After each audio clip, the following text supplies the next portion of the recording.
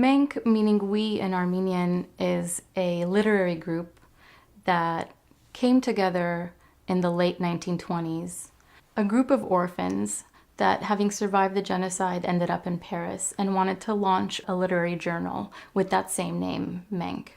Following the Armenian genocide, about 65,000 survivors from the violent onslaught made their way to France as refugees. They settled along the southern coastal cities, along the Marseille to Paris railway, and in Paris. And Paris here is interesting because there was already an intellectual community there. It was some sort of a center prior to the genocide. And because of the existing network and platforms available, these intellectuals that had survived wanted to quickly recreate the cultural, political milieu of Constantinople in Paris. And this is when we see the political parties being reactivated in the diaspora. Publishing houses soon started forming, printing presses. We see an explosion of literary, cultural, political life in Paris. And this is really the scene from which Menk emerges.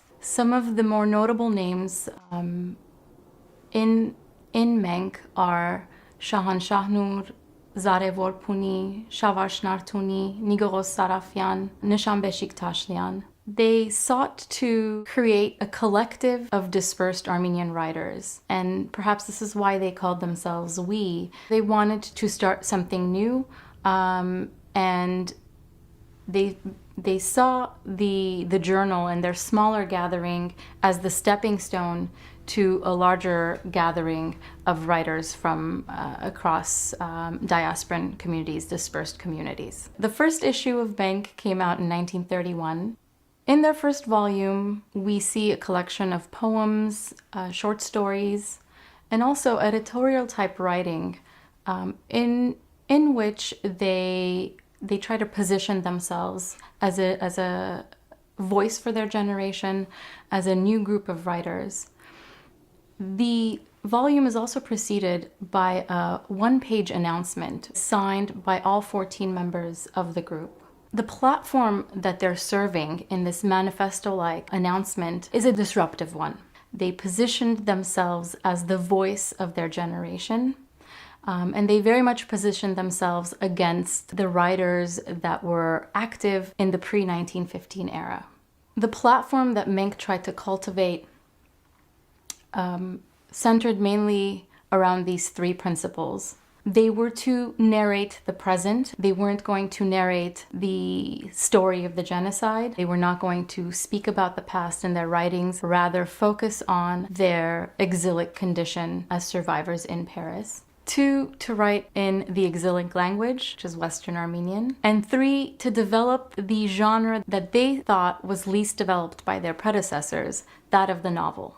If we were to consider a canon for Menk, we would have to place within there Shahan Shahnur's 1929 novel, Nahancha Aransierki, translated as The Retreat Without Song, Zare Vorpuni's 1929 novel, The Attempt, Portsa in Armenian, Nigoros Sarafyan's short story, Ishkhanuhin, The Princess, Shahan Shahnur's short story, Buynuz Lnera, The Cuckolds, and Vorpuni's short story, Vartsu Senyag, Room for Rent.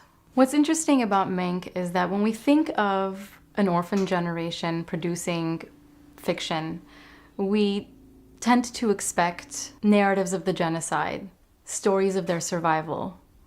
And what's interesting is that we see a complete absence of the past. They're very much narrating their experience in Paris as survivors, of course, but in the absence of past memory. You see in their writings, especially if we take the example of Zare Vorpuni's writings, the larger aesthetic trend of Europe, say surrealism. We can even look at their call for breaking from the past and their stance against what they called the fathers of literature, Western Armenian literature, as a modernist act, as something that is contemporaneous with their current trends. And aesthetic movements of the time, in rejecting, the figure of the father and starting this new reign in the 20th century. They were very much the contemporary voices. So Shavash Misakian, the editor of Harac, the daily newspaper that had the widest circulation at the time, very often published their short fiction, their poetry, their novels in serial form. So the contemporary audience in diaspora communities knew them, but somehow they get washed under the rug. Menk as a group, both in their literary journals and their journalistic writings and their fiction, has been for the large part overlooked and not included in the canon of diaspora literature or Western Armenian literature, if we could call it a canon, of course.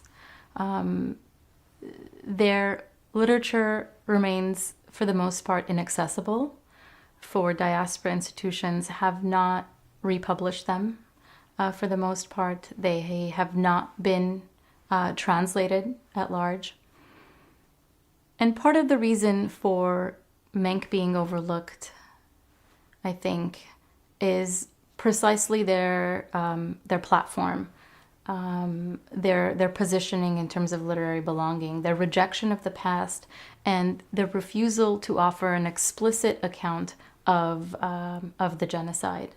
I think Menk offers us an archive that can supplement how we understand post-genocide literature or literary responses to the genocide.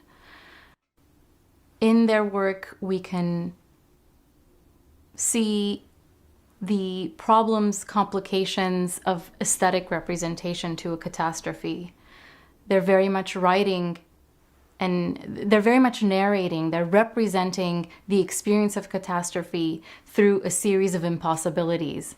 And if we try to theorize catastrophe and understand it from the experience point of view and sort of define it as an experience that very much defies meaning making, then we can turn to their literature and find representation of the genocide there.